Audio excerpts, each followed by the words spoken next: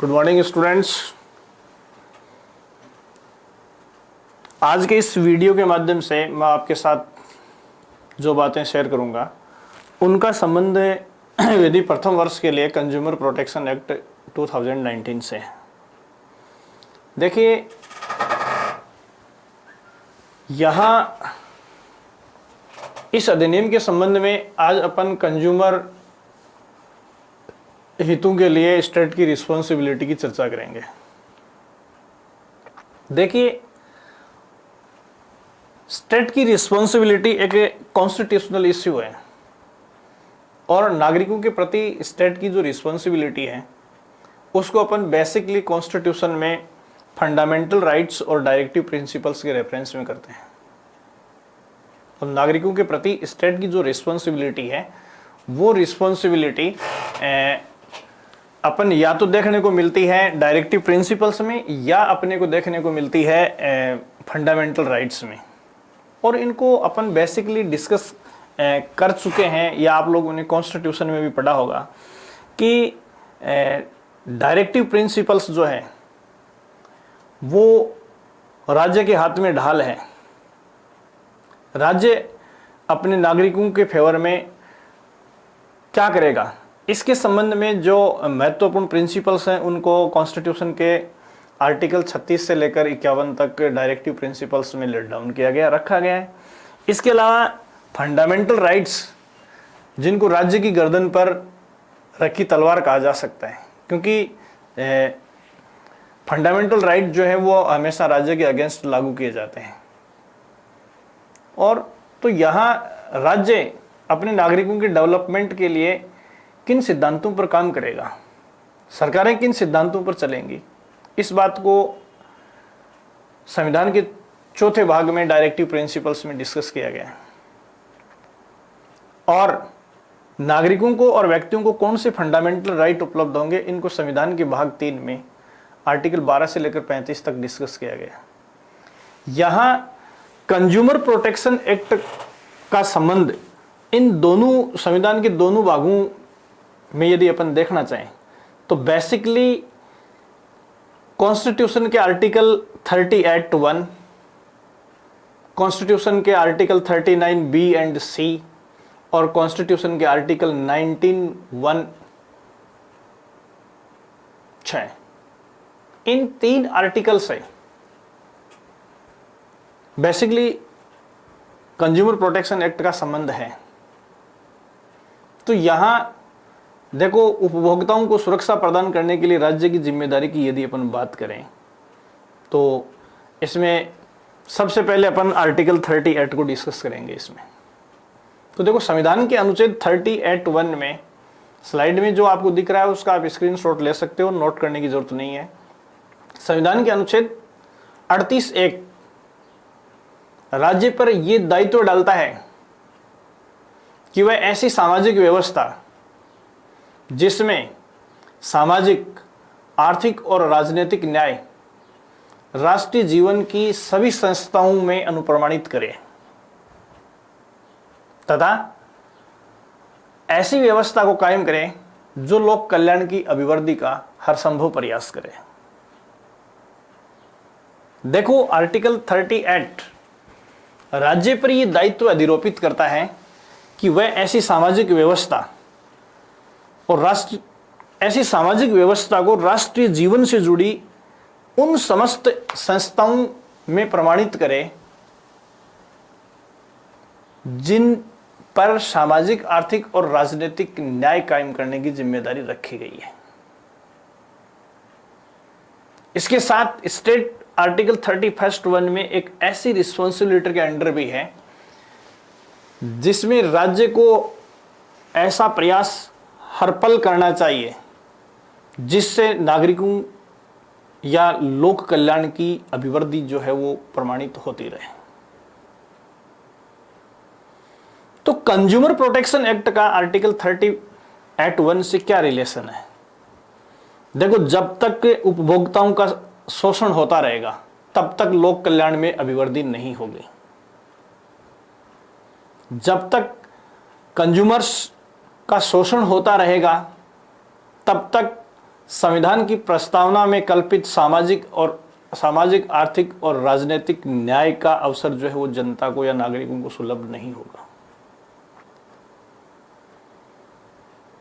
तो हमारी संवैधानिक व्यवस्था में अनेकों ऐसे प्रयास किए गए हैं जिनसे राष्ट्रीय जीवन से जुड़ी समस्त संस्थाओं में सामाजिक आर्थिक और राजनीतिक न्याय जो है वो कायम हो सके और जन कल्याण की अभिवृद्धि हो सके। इस कड़ी में किए गए हजारों सैकड़ों प्रयासों में से एक प्रयास ये भी है कि हमारी पार्लियामेंट ने पहले 1986 में और उसके बाद अब 2019 में कंज्यूमर प्रोटेक्शन एक्ट को पारित किया है।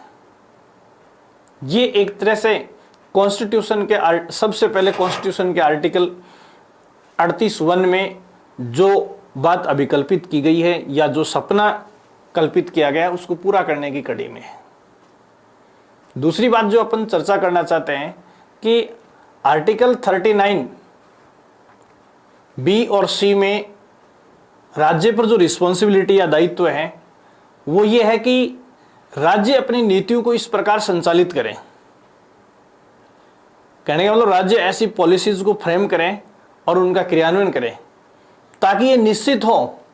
कि भौतिक साधनों के स्वामित्व और नियंत्रण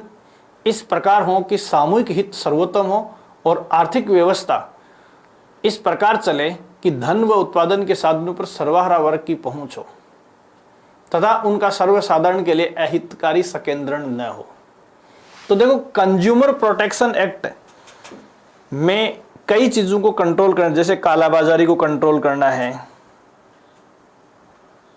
या यूं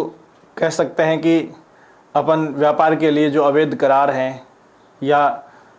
अनैतिक व्यापारिक व्यवहार है, इन सब को कंट्रोल करने के लिए ये सारी चीज जो है हमारे लिए बहुत ही महत्वपूर्ण होती हैं। इसलिए इस कड़ी में ये बात भी बहुत ही महत्वपूर्ण है कि राज्य के ऊपर आर्टिकल 39 बी एंड सी में जो रिस्पॉन्सिबिलिटी डाली गई है वो रिस्पॉन्सिबिलिटी ये है कि स्टेट जो है वो कंज्यूमर्स का शोषण करने की कड़ी में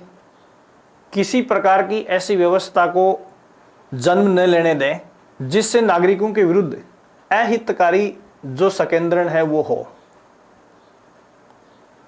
तीसरी जो रिस्पॉन्सिबिलिटी स्टेट की है वो ये है फंडामेंटल राइट्स में आर्टिकल 19(1)(6) जिसके संबंध में हम ये देखते हैं कि सभी नागरिकों को कोई वृत्ति, उपजीविका, व्यापार या कारोबार करने के अधिकार की गारंटी हो, लेकिन साथ में अनुच्छेद 19(1) के खंड 6 या 6 के तहत राज्य को इस अधिकार पर साधारण जनता के हितों में युक्त प्रतिबंध लगाने की शक्ति भी प्रदान करता है। देखिए, यहां हर व्यक्ति को अपने कॉन्स्टिट्यूशन के आर्टिकल 19(1)(6) में यह स्वतंत्रता दी गई है कि वो नागरिकों को वृत्ति, उपजीविका, व्यापार या कारोबार करने का अधिकार प्रदान करे, इसकी गारंटी है। लेकिन इसके साथ में अनुच्छेद 19(1)(6) में ऐसे उपजीविका या कारोबार पर प्रतिबंध भी लगाए गए हैं। ये प्रतिबंध कैसे हैं? कहने का मतलब है कि जो व्यक्ति किसी प्रकार के कारोबार को करना चाहता है उसके पास उस कारोबार से संबंधित एसेंशियल जो योग्यताएं हैं, क्वालिटीज हैं, वो होनी चाहिए। अगर वो योग्यताएं उसके पास नहीं है तो राज्य अनुच्छेद 19(1)(6) में ऐसे व्यक्ति को ऐसा व्यापार या कारोबार करने से वंचित कर सकता है या उस पर प्रतिबंध लगा सकता है। फॉर एग्जाम्पल, जैसे कोई नीम हकीम जिसने मेडिकल की कोई पढ़ाई नहीं की है और वो यदि इस बात का दावा करे कि मैं मेडिकल प्रैक्टिशनर बनूंगा या डॉक्टरी सेवा दूंगा, तो उसे इस बात की छूट नहीं दी जाएगी, क्योंकि अगर इस बात की छूट उसे दी गई तो उपभोक्ताओं का शोषण या उनके साथ किसी प्रकार का अन्याय या उनके साथ किसी प्रकार की गलत एक्टिविटी हो सकती है। इसलिए यहाँ स्टेट ऐसे प्रतिबंध लगा सकता है। यहां इन तीनों बातों को ध्यान में रखते हुए जनसाधारण के हितों के संरक्षण के उद्देश्य से संसद ने अपने कॉन्स्टिट्यूशनल ड्यूटीज को पूरा करने की कड़ी में उपभोक्ता संरक्षण अधिनियम 1986 में पहले पारित किया गया था और इसी 1986 वाले अधिनियम को और ज़्यादा बेहतर ढंग से बनाने के लिए, उपभोक्ताओं के हितों को बेहतर संरक्षण प्रदान करने के लिए तथा उस प्रयोजन के लिए उपभोक्ता विवादों के समाधान के लिए उपभोक्ता परिषदों और अन्य प्राधिकरणों की स्थापना का जो उपबंध करने हेतु नया अधिनियम 2019 में पारित किया गया है, उसी अधिनियम की अपन पिछले कुछ वीडियोज के माध्यम से चर्चा कर रहे हैं। तो यहाँ इस वीडियो में अपन ने जिस बात को डिस्कस किया है वो बात ये है कि कंज्यूमर प्रोटेक्शन एक्ट का स्टेट की रिस्पॉन्सिबिलिटी या कॉन्स्टिट्यूशनल प्रोविजंस से क्या संबंध है। ये एक छोटी सी बात आज की वीडियो में अपन ने डिस्कस की है। Thank you so much.